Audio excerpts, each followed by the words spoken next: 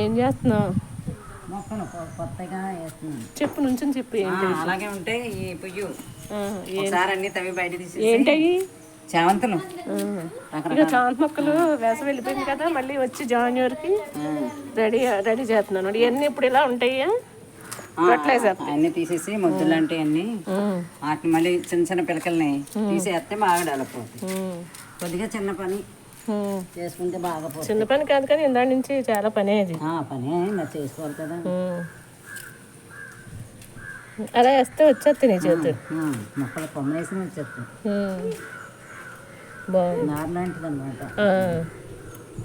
మొక్కలు వేసే వాళ్ళకి తెలుస్తుంది. నేను ఇంట్లో ఉన్న నాకు తెలియదు ఇటేపు రాక. చూడు ఇంకా నీకు అవసరం ఏంటి?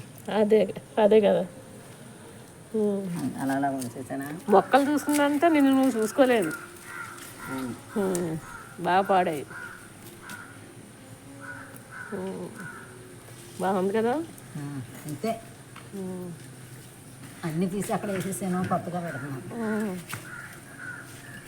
ఆ టేబుల్ రోజెస్ పక్కన వీటికి ముందు అందంగా పోస్తాయి.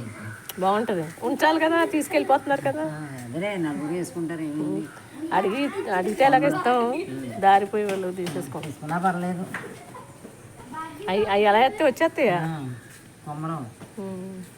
వీటిలో ముందు పూసి చెప్తాయి, ఇంకా 2 రోజులు పూసేస్తాయి. అలా పెట్టగానే వచ్చేస్తాయా?